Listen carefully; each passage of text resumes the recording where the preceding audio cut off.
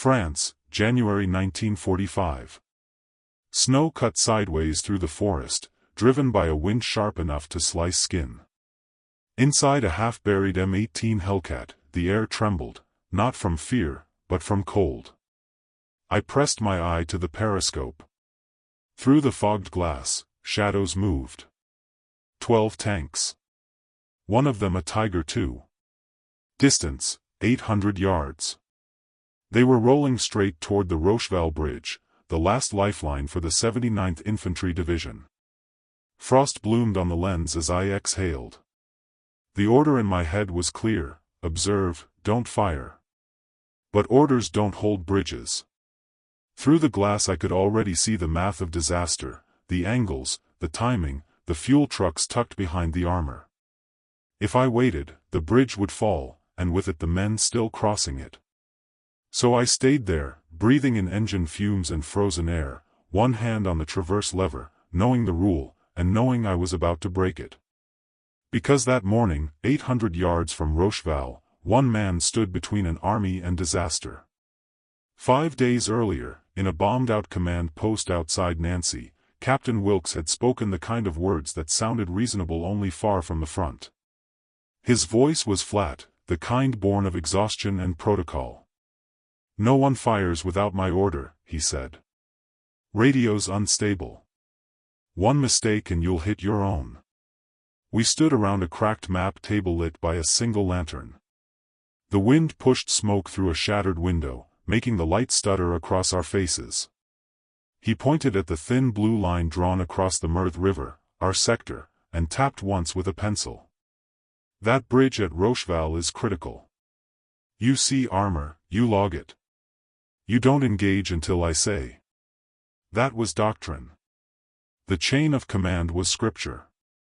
But scripture melts in snow. By then, the front was collapsing and reforming hourly. Whole companies disappeared into fog.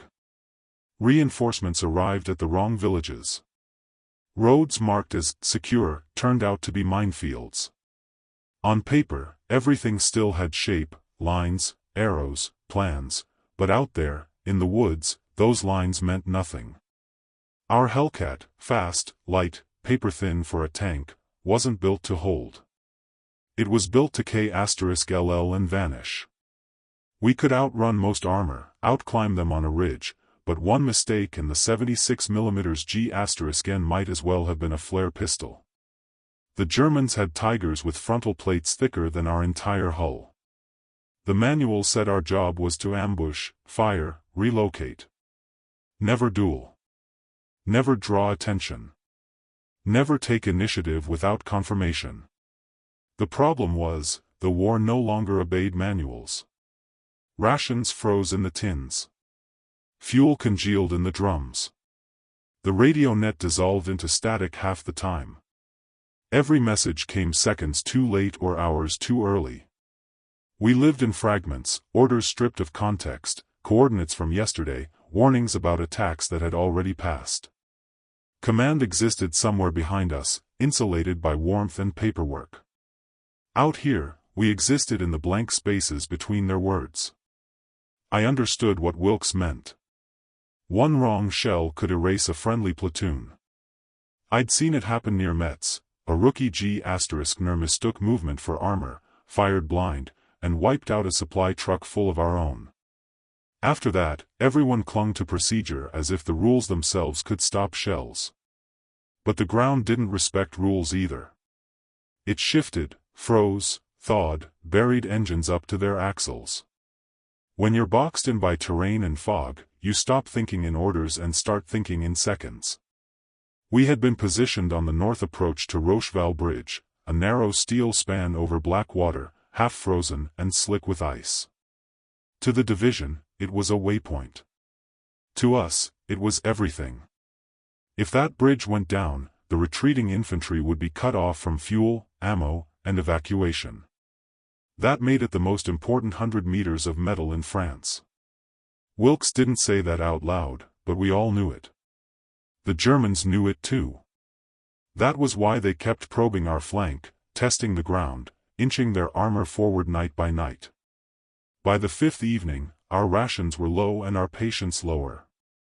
The men spoke in murmurs, about replacements that never came, about the 79th holding by its fingernails. I kept my focus on the scope, logging every shadow that moved along the treeline.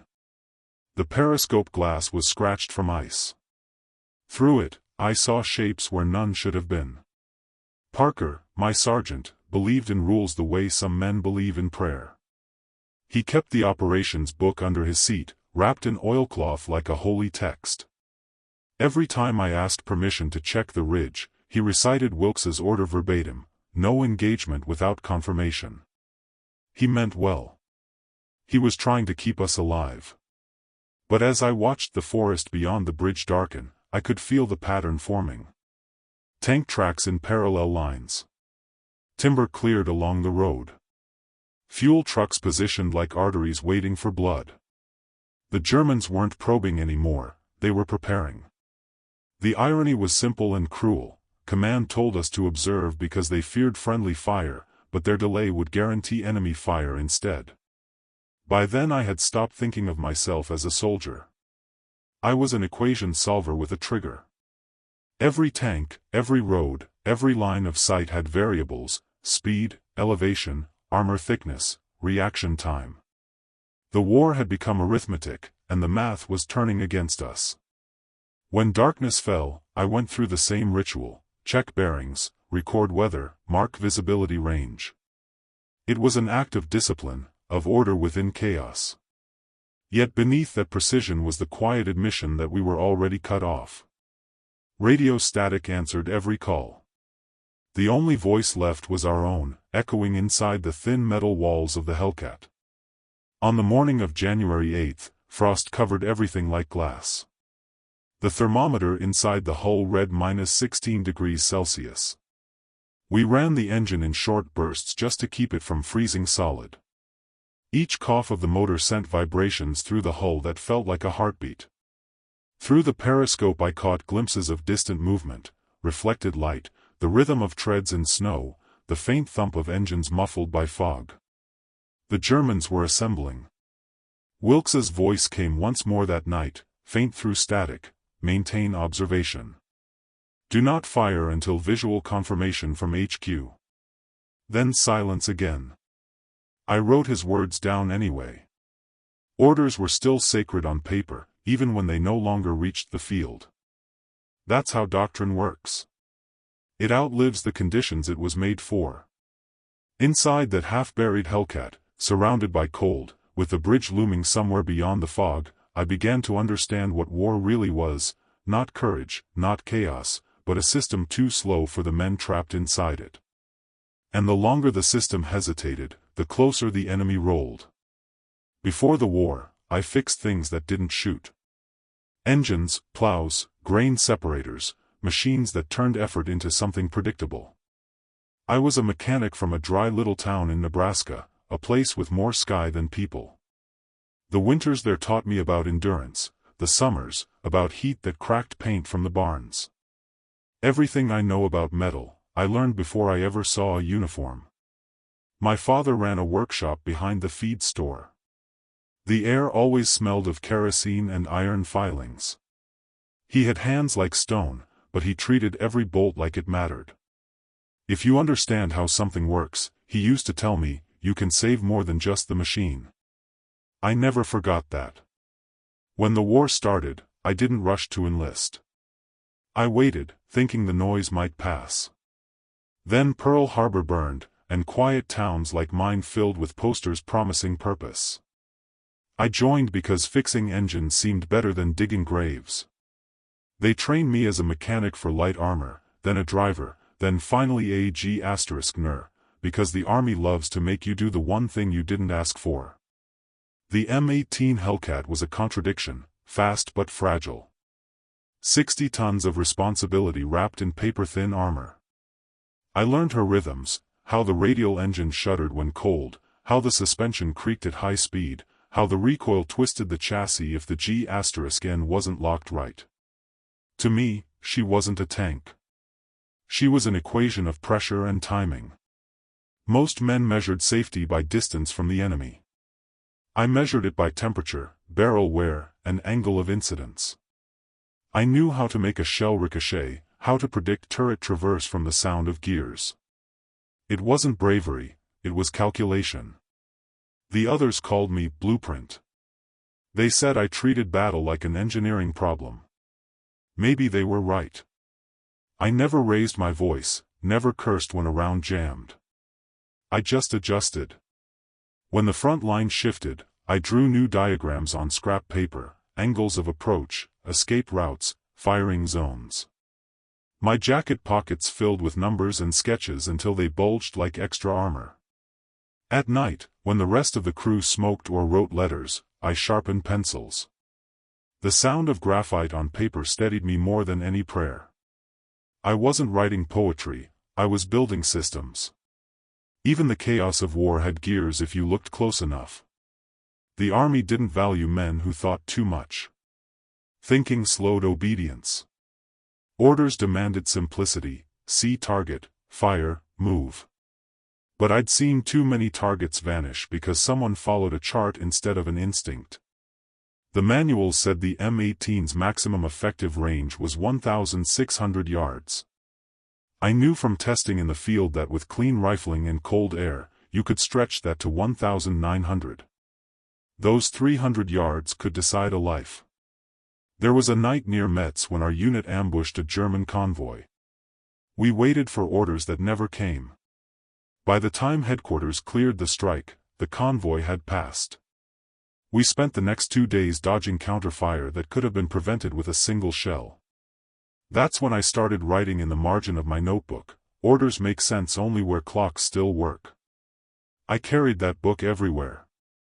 It wasn't much to look at: oil-stained, corners curled, pages full of sketches, cross-sections of armor, track layouts, slope angles. I logged everything: distances, wind direction, barrel temperature after each round. The others thought it was superstition. It wasn't. It was insurance against chaos. When they transferred us to the 79th Division sector in late December '44, I felt something tighten. The report spoke of scattered resistance, but the maps were wrong. Bridges marked intact were rubble. Towns marked secure were graves. The Ardennes offensive had turned everything upside down. We were fighting blind, chasing ghosts drawn on paper. Yet, amid that confusion, the machines still obeyed logic. Engines didn't lie. Metal didn't panic. I trusted the Hellcat more than I trusted command. She responded to precision, not rank. I remember one evening under a ruined barn, repairing a jammed breech block while Parker, our sergeant, warmed his hands over a ration stove. He said, "You think too much for a corporal." I told him, "Thinking's cheaper than dying." He laughed, but he didn't argue. That was the rhythm of it: orders from above, improvisation below. We were told to hold the Rocheval sector, nothing more. Observation duty. But I'd seen what happened to men who waited for perfect clarity. The front was littered with them, still clutching maps, eyes open, frozen mid-obedience. Sometimes I dreamed of the workshop back home. The smell of grease, the ticking of a cooling engine, my father's voice saying, "If you know where to pull, the whole thing moves." He meant wrenches and timing belts, but I started thinking of it as something else, a principle of survival. Every system, no matter how large, has a single weak point. The trick is seeing it before everything collapses. I wasn't a hero. I was a mechanic who refused to let logic die just because the world had lost its mind. When I looked through the periscope, I didn't see glory. I saw trajectories, mass, velocity, margin of error. Each shell was a calculation. Each decision, an equation with blood for ink. That's why I carried the notebook. Not for memory, but for proof, that even here, amid smoke and frost, precision still meant something. On January 9th, the night before it all began, I sat alone inside the Hellcat, writing by the dim orange glow of the instrument panel. My breath fogged the glass. The others slept. Outside, snow whispered against the hull. I drew the Rocheval Bridge, its supports, the slope of the approach road, the likely direction of enemy advance. At the bottom of the page, I wrote one line underlined twice. If the system breaks, act like an engineer. I didn't know then how literal that would become.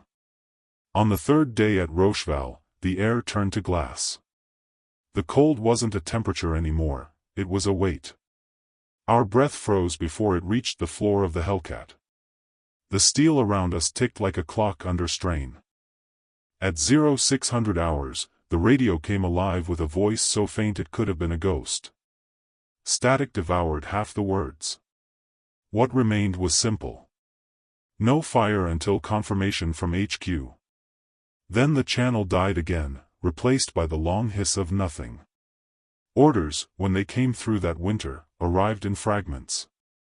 Each fragment carried risk.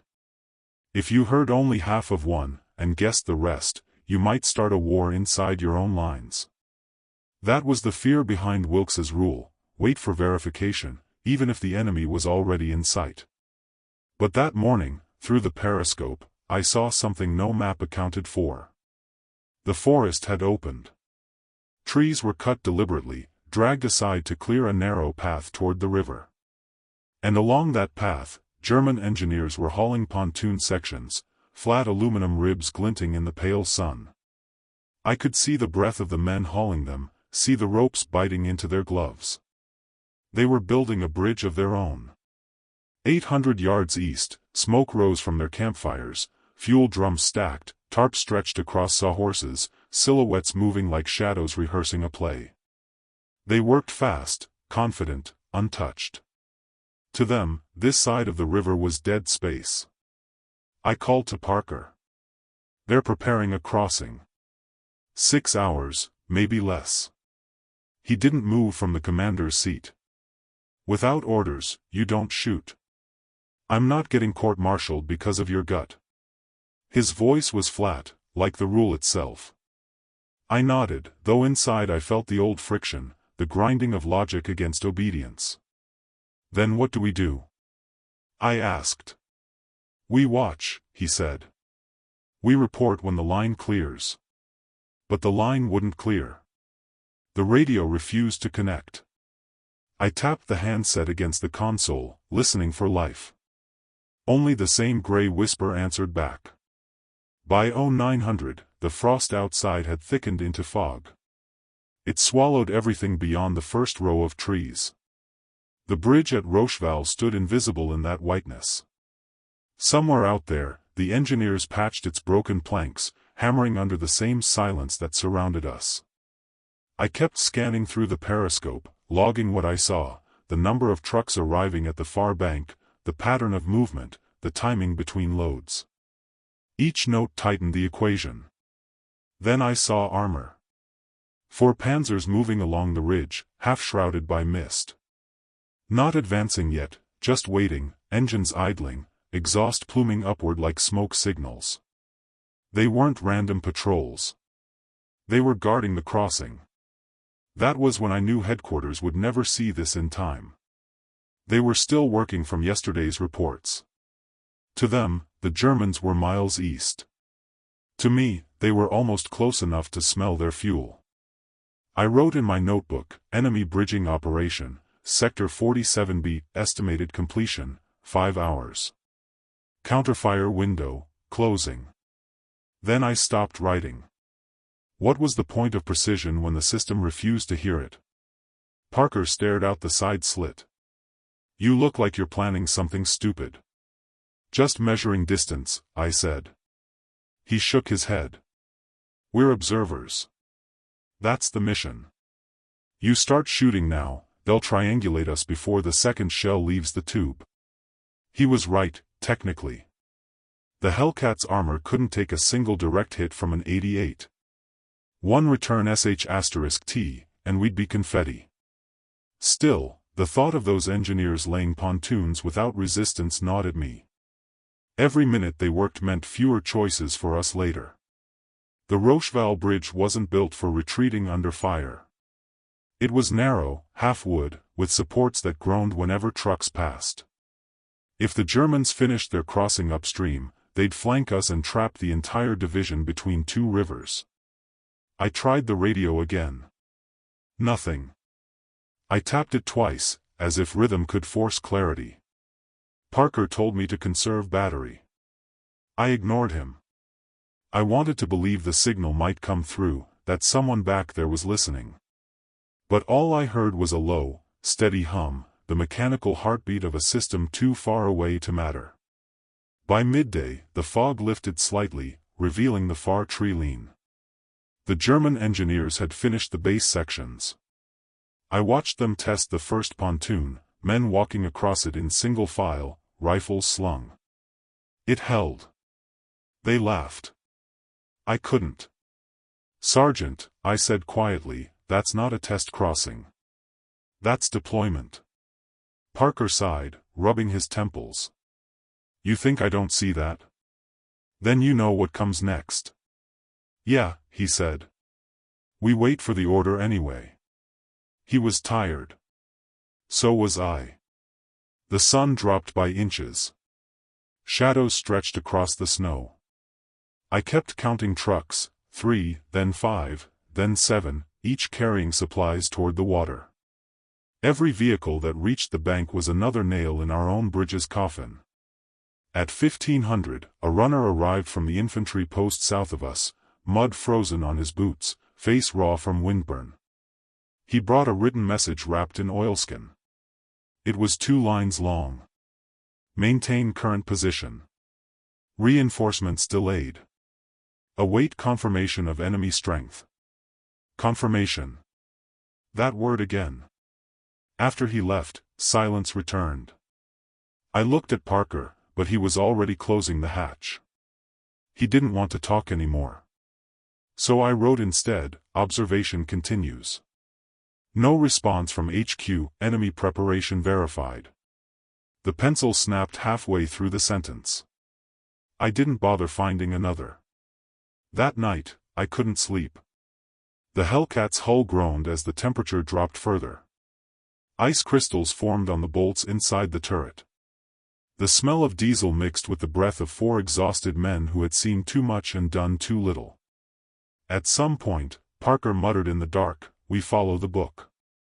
That's all we can do." I lay there staring at the ceiling and thought, then the book will bury us. When dawn came, the fog was heavier, thicker, like the air itself had decided to hide. The river was gone beneath it, but I knew what waited below, pontoons, now anchored and ready. Obedience made sense, until it meant suicide. At dawn on January 10th, the fog arrived like a living thing, rolling low through the forest, swallowing the ridgeline, devouring sound. You couldn't tell where sky ended and snow began. Even the trees seemed to vanish halfway up their trunks. The Hellcat's metal skin was rimed with frost. Inside, breath turned to mist and froze on the instrument glass. The engine was silent, we hadn't started it since midnight. Any vibration might give us away. Then I heard it, distant at first, deep and rhythmic, like a slow heartbeat echoing through metal. Engines. Heavy ones. The kind that moved with confidence. I leaned to the periscope. At first there was nothing, only gray. Then a shape began to form, a silhouette too square, too deliberate to be natural. The fog shifted, and I saw them. Tanks. Not 4, not 6, 12. Leading them was a Tiger II, its turret turning lazily, a cannon long enough to pierce a hill. Behind it, a line of Panzer IVs, half-tracks, and fuel trucks stretched into the haze. The column moved with the patient certainty of something that had never been stopped. They were heading straight for the Rocheval Bridge. My breath caught against the mask. The engineers down at the span were still repairing the planks, their hammers tiny against the sound of advancing armor. If those tanks reached the river, they'd crush everything, men, machines, supplies. The bridge would be nothing but splinters. I tried the radio again. Static. Not even a whisper this time, just the hiss of frozen circuits. The antenna was sheathed in ice. Parker smacked the side of the set with his glove until his knuckles bled. It didn't matter. We were alone. He looked at me. No orders, no target list, no support. We hold position. His voice shook, just slightly. I turned back to the scope. The Tiger's armor gleamed pale in the half-light, the faintest reflection of morning. 800 yards and closing. Too close for artillery, too far for infantry. Our G*N could K*LL it, but only if we hit the side, and only if we survived the first SH*T. I thought of Wilkes's briefing, of the words carved into our heads: observe. Report. Do not engage. Rules designed for men who still had time. But time was gone. The bridge was the last artery feeding the 79th. I pictured the supply trucks on the western approach, the medics loading stretchers, the engineers shivering in their coats. None of them could see what was coming through this fog. I felt the weight of the decision settle over me, cold, heavy, absolute. Disobey, and risk a court-martial. Obey, and watch 2,000 men vanish beneath the ice. The Hellcat was barely warm enough to breathe in, but my palm sweated against the G*N controls. My heartbeat synced with the rumble outside, slow, steady, inevitable. Parker whispered, "They're going to cross." "I know. What do we do?" I didn't answer. Not yet. I needed to see the pattern, the spacing, the sequence. The German column moved like clockwork: lead tank, interval, second armor, interval, support vehicle. It was all rhythm, all precision. And precision was something I understood. Through the fog, I marked distances in my head: 7 seconds between vehicles, roughly 40 yards each. The Tiger's commander scanned the ridge with binoculars, searching for ghosts that weren't supposed to exist. My finger rested against the trigger assembly. I could feel the faint vibration of the ready light against my glove. It was the same sensation as an engine's first spark, potential waiting for permission. The fog thickened again. The Tiger vanished, then reappeared closer, its engine note deeper now, echoing through the valley. Parker muttered, "If HQ doesn't answer in the next minute." "They won't," I said. "Signal's gone." "Then what?" "Then we wait for logic." He looked at me like he wanted to argue but couldn't find words. Outside, the armor kept moving. 800 yards became 7, then 6. The first shells from their artillery began to fall, probing SH*TS, blind but close. One struck near the far bank of the river, spraying mud and ice into the air. The engineers scattered, running for cover. Another shell hit short, shaking the ground under our treads. That was the moment I realized we were out of time. The fog, the distance, the silence, all of it formed a single question, and I was the only one left to answer it. No radio. No command. No second chance. I reached for the elevation dial, adjusted it 2 degrees. The motion was slow, deliberate, like turning a key inside a lock I wasn't supposed to touch. Parker watched me, then looked away. He didn't stop me. He just whispered, "God help us." Outside, the German column advanced, 12 engines breathing the same frozen air, a steel tide moving toward the bridge. And I sat there, I pressed to the periscope, knowing the next breath I took would decide who lived and who didn't. My hands were shaking, not from fear, but from what they were about to do. Cold made every nerve misfire, every tendon feel like wire drawn too tight. I slid my palm to the elevation wheel and felt the knurled metal bite through the glove. If I'm wrong, I thought, they'll court-martial me. If I do nothing, they'll bury us all. I cracked the breech. The smell of solvent and old cordite lifted out like breath from a grave. "Load M62, I said, APCBC with ballistic cap, tracer base, 76 mm of judgment. The loader's mitts brushed my sleeve as he wrestled the shell from the rack, 40-odd pounds of brass and steel. He slammed it home, the breech block snapped shut with a clean, certain sound. No wind worth measuring. Air temperature -16. Range, 800 yards, downhill 5 degrees. I dialed 2 clicks left for the terrain's hidden cant, 1 click high for the cold propellant's slower burn.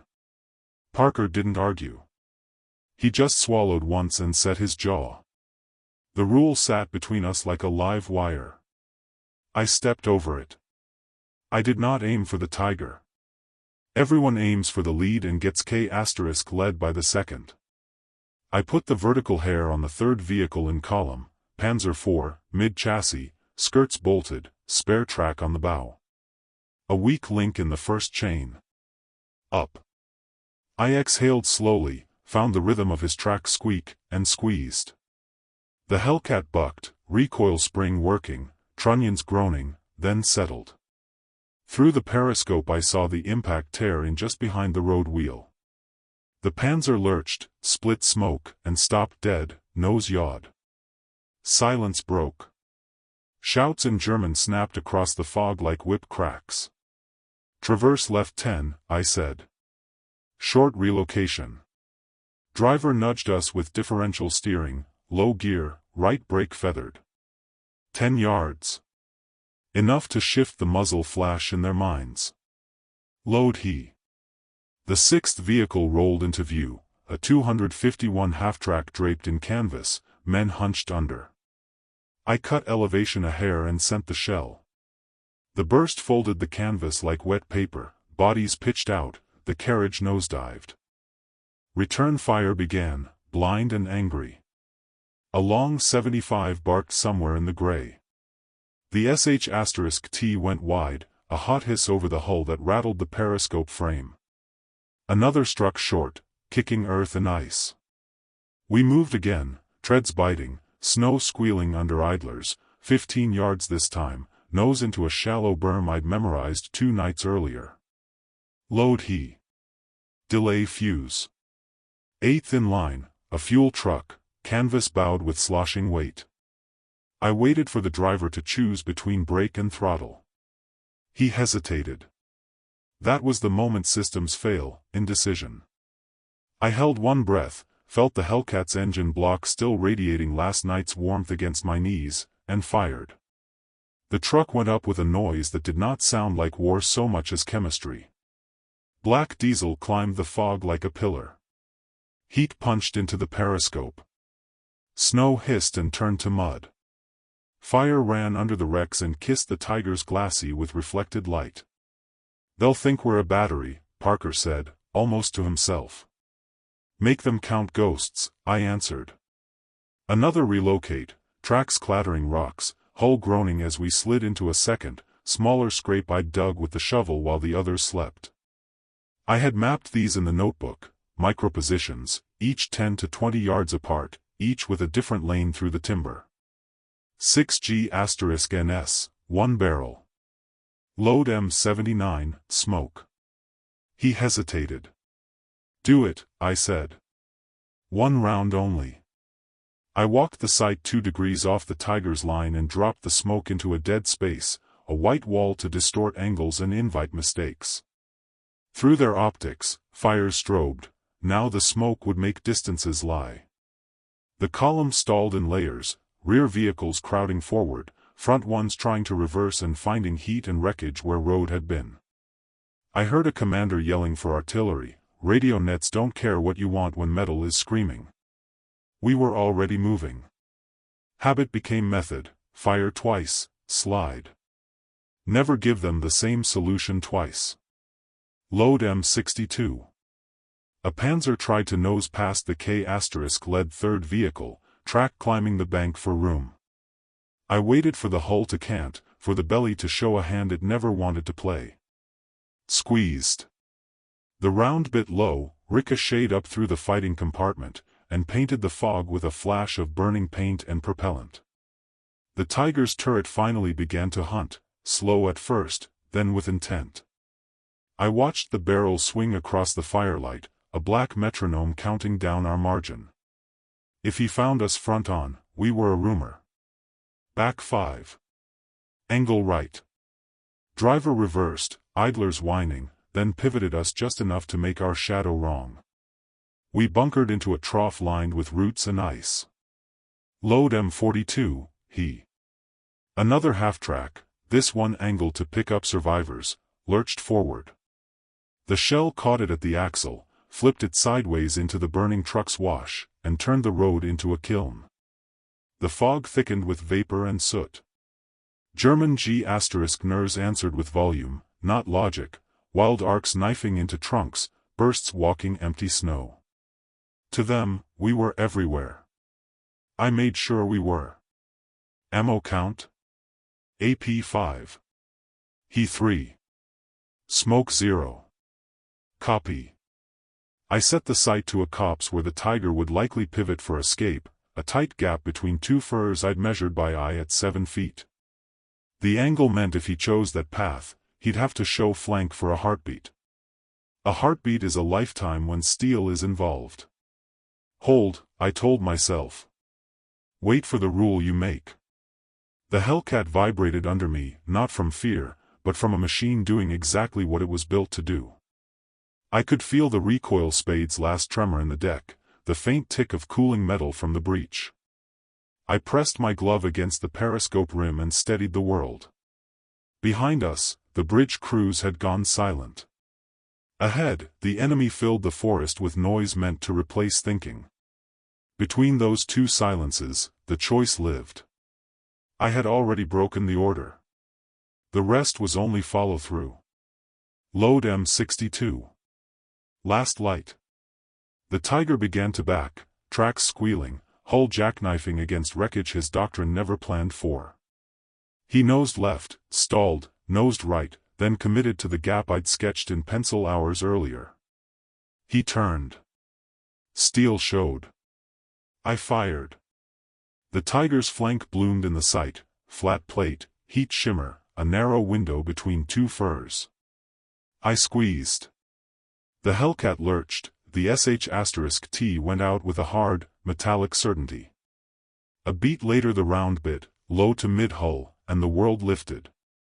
Flame licked out along the seams, then roared as the stowed charges cooked. The turret rose a fraction, paused as if reconsidering, then blew clean, an iron hat tossed by invisible hands. Silence never lasts. German G***ners answered with panic. Tracers stitched the trees above us, bark burst into splinters that fell like brown snow. A long 75 found our last muzzle flash and caved in the earth where we'd been 20 seconds earlier.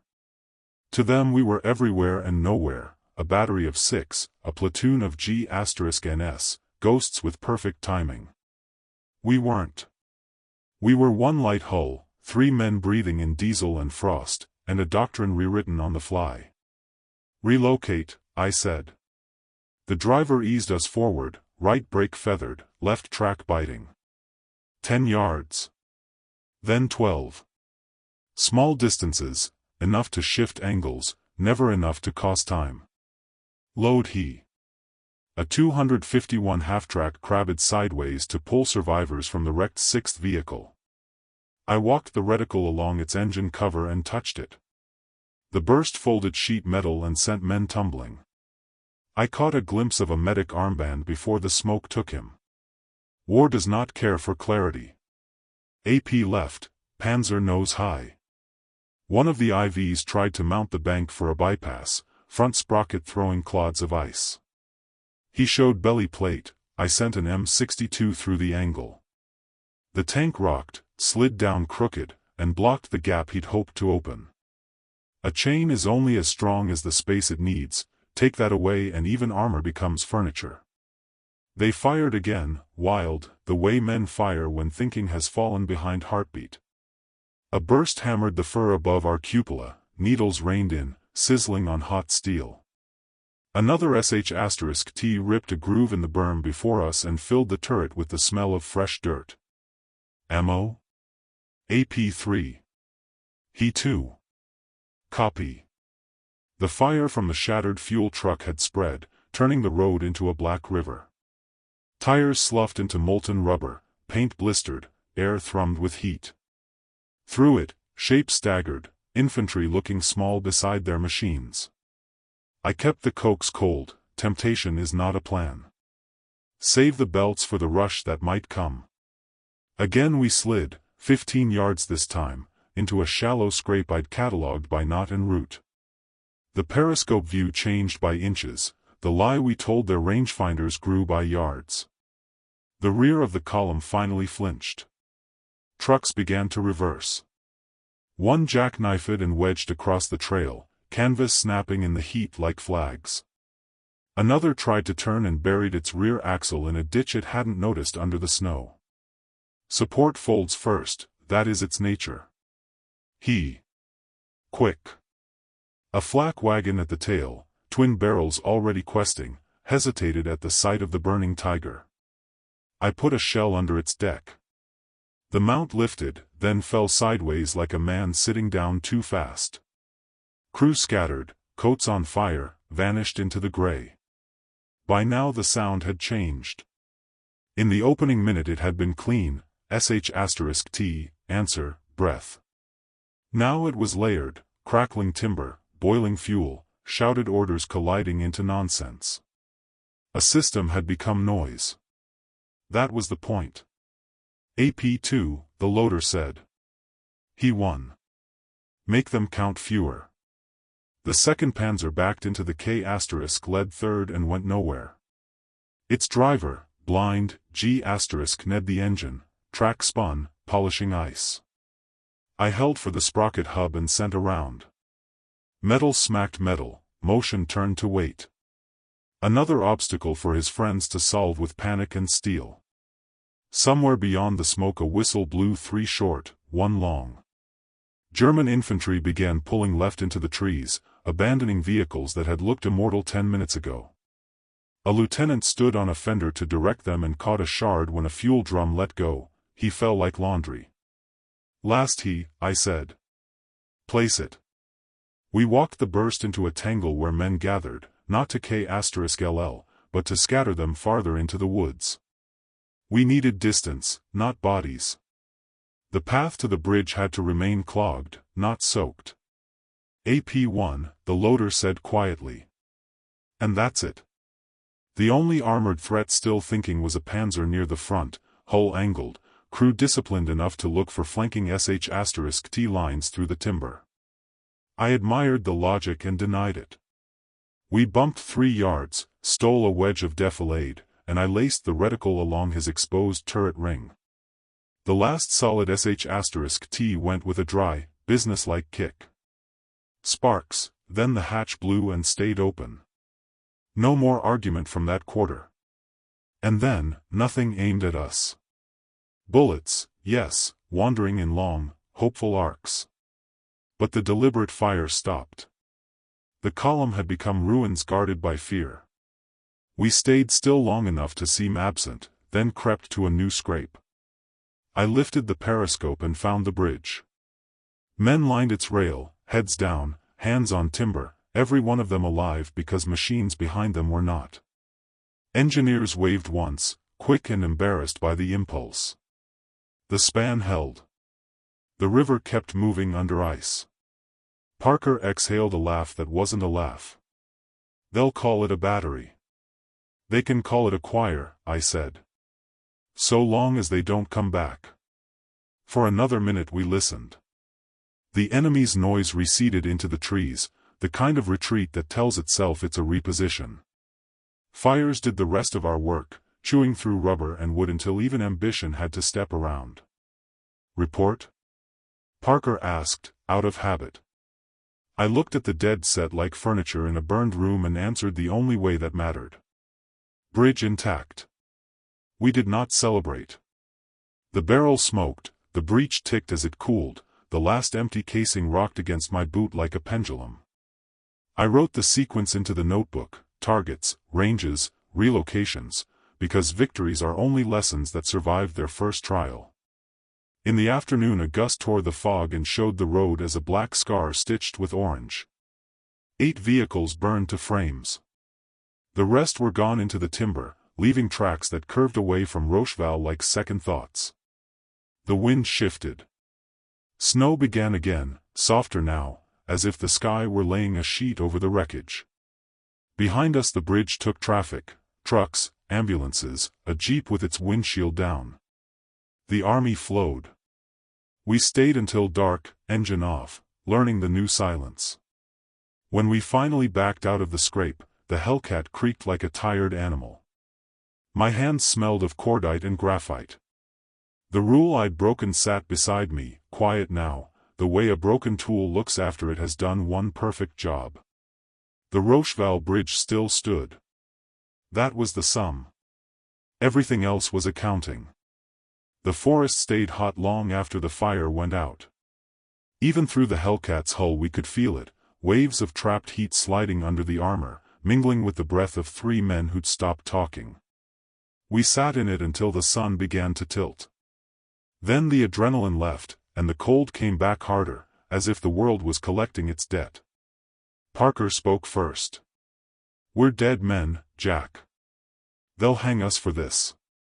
His voice was small, like a radio turned too low. I checked the barrel temperature, out of habit. "At least they'll have someone left to hang." He didn't laugh. None of us did. By the time we reached the forward post, the bridge behind us was alive with movement, trucks, stretchers, engineers finishing repairs under the light of burning vehicles. Nobody waved. Nobody knew yet. We rolled past them, the engine coughing smoke, our tracks leaving twin black scars in the snow. At headquarters, Captain Wilkes waited in what used to be a barn. The roof was gone, the walls leaned inward, maps fluttered in the wind like drying laundry. He sat at a table of ammunition crates, pencil between his teeth, face gray with exhaustion.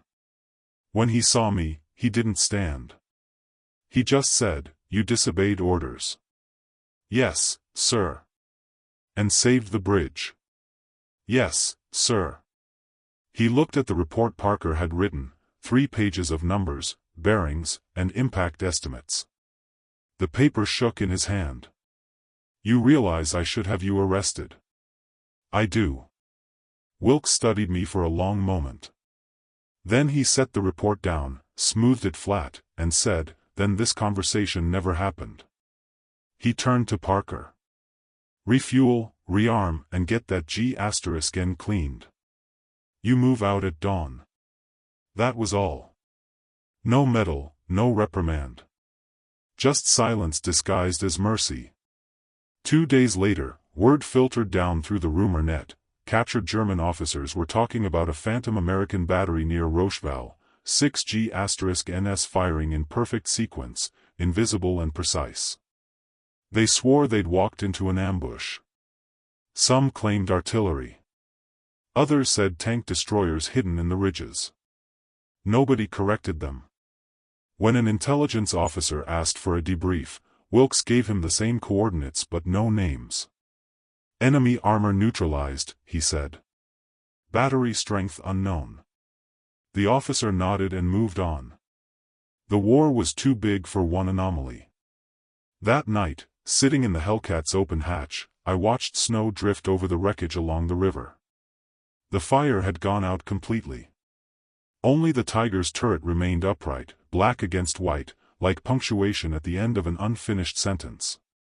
Parker joined me with 2 tin cups of coffee gone cold before we could drink it. He said, "They're calling it the Ghost Battery now." "Better than what it was," I said. "What was it?" "Math," I told him. "Angled right." He didn't press. When dawn came, we were ordered south, new sector, same machine, same crew. As we passed the Rocheval Bridge one last time, the engineers saluted half-heartedly.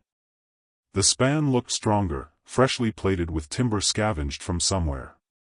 A sign had been nailed to the post, "Hold fast." We did. A week later, a courier brought sealed envelopes from division. Inside, commendations for "Initiative under fire," unsigned, unregistered. Not medals, just typed words, stamped with a date. Bureaucracy's way of saying it needed time to decide whether courage counted. Parker read his once and stuffed it in his pocket. I folded mine into the notebook between the pages marked Rocheval, angles complete. I should have felt pride. Instead, I felt nothing, just a dull precision, the same that came after fixing an engine that would run again but never quite the same. The war didn't stop for what we did. It never does. The 79th pushed forward, mile by mile, while the snow melted and froze again. Reports of our battery spread without names, growing with each retelling. Some said we destroyed 10 tanks, others 20. The truth stayed where it belonged, between the pages of a notebook in my jacket, written in pencil that would fade before history noticed. At mess that evening, a young lieutenant from another unit sat across from me. He asked if I'd heard the story about the G***ners at Rocheval. They say they fought a whole Panzer column alone, he said, eyes bright. I told him I'd heard something like it.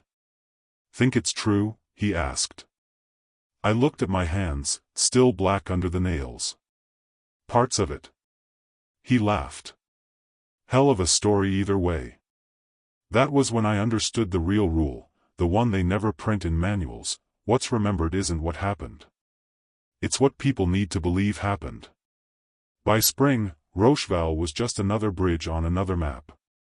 The snow melted, the fires rusted, and the world forgot the geometry that saved it for one frozen morning. But somewhere, in the German reports filed under anomalous engagement, Sector 47B, a line remained: enemy employed concentrated fire from multiple sources, estimated 6G***NS. Outcome, catastrophic. And under that, in another hand, further investigation impossible. All positions untraceable. I read that line years later, in a copy of a copy, and smiled at its accuracy. We were untraceable. We had been exactly that, one act outside the system, disappearing into its success. After the war I went home and did what I'd always done: I fixed things that didn't shoot. Lincoln, Nebraska, flat streets, slow winters, engines that talked if you listened. I bought a narrow cinderblock garage beside a grain elevator. Ruth, a nurse who had learned to speak gently to pain, married me anyway. We had a boy who liked to take apart radios and put them back together with 2 screws missing and no fear. I told no stories. When people asked what I did in Europe, I said maintenance, and meant it. The Hellcat stayed with me in small ways: how I timed a torque wrench by feel, how I looked at a stalled pickup and saw a map of failure points. I kept the old pocket notebook in a drawer under the cash box. Between oil changes I would open it, read the pages labeled Rocheval, then close it again before the customer's coffee turned cold. The numbers hadn't changed. The principle hadn't either. If the system breaks, act like an engineer. Once, in '49, an envelope arrived from a former sergeant who had learned to write neat reports and keep messy secrets. Inside was a carbon copy stamped "Training Use Only, Armor School, Fort Knox." The title read, "Asymmetric Collapse Pattern, Selective Fires for Formation Disruption." Someone had taken my pencil lines and turned them into doctrine. The diagrams were familiar: strike the 3rd, then the 6th, then the 8th, create blockage, panic, combustion. A caption said, "Effectiveness, proven." No author was listed. I drove out behind the elevator, listened to the rails hum, and read it twice. The language was clean, shorn of the cold and the smell and the guesswork. The men were gone, only vectors remained. I felt 2 things at once: relief that the idea would survive me, and the kind of emptiness that follows a perfect repair you're not allowed to sign. Years moved the way belts move over pulleys, quiet, constant, wearing only what rubs against them. The Korean War came and went. Customers asked whether modern tanks were better than the old ones. I told them steel doesn't learn, men do. Ruth nodded from the doorway, hands in the pockets of a cardigan that always smelled faintly of antiseptic. At night she would set a cup on my workbench and say, "You have that far look." I said it was nothing. It was a bridge in France reflected on the underside of the world. In the mid-50s a traveling salesman left a stack of magazines on the counter. One carried an article about controlled sequence disruption, a term the author called new. It wasn't. The piece credited a NATO study group. There was a photo of a classroom, chalkboard covered with arrows, young officers with short hair and sharpened pencils. In the corner of the frame, someone had drawn a small box around the number 8. I recognized that box. I put the magazine beneath the register so customers wouldn't see my hands shake. A year later I changed a tire for a captain in dress khaki passing through to California. He watched me work and finally said, "You look like a man who's had to guess right in a hurry." I said I used to be a mechanic. He laughed. "Me too," he answered, and drove west. The boy grew, radios became televisions, the garage got one fluorescent tube that hummed like the old field sets when the ballast warmed. On Saturdays he helped me sweep and asked why the notebook paper was so thin. "War paper," I told him. "They made it that way." He flipped to the page with the bridge and counted the little hatch marks I'd used for yards. "Why 8?" he asked. I said, "Because 8 was where the fuel rode." He didn't understand then. Years later he would. I did not attend reunions. Camaraderie requires a talent for leaving out the parts that don't fit the song. Parker sent Christmas cards with weather reports and the names of men who had died decades late, in their sleep, far from the river. Once he wrote, "They still talk about your battery." I wrote back, "It was never a battery." He sent a short reply, "I know." In '61, during a parts run, I stopped at a base library to warm my hands and found a thin binder in the armor section. The tab read Case Study, Rocheval, January 1945. Most of it was redacted. What remained was pure geometry, intervehicular intervals, probability curves for confusion, a schedule of optimal relocations in 10-yard increments. At the end, a single line, source classified. I closed the binder and put it back where a young lieutenant might stumble on it and mistake it for something invented in a clean room. I carried one question for years and never asked it, whether the rule I broke saved more men than it taught later to take risks they could not carry. Doctrine hardens, context rots. The method appears without the fog that made it necessary. I told myself the math would constrain the bold. I also knew math is only as careful as the hand that holds it. Sometimes, late, when the shop clock had stopped and the town had gone to ground, I could smell the road again, burnt rubber, hot paint, snow turned to steam. My hands would remember the periscope rim, the knurl of the elevation wheel, the pause before a decision invents its own authority. In those minutes I believed two opposite truths, that disobedience had saved an army, and that obedience might have ended us all the same.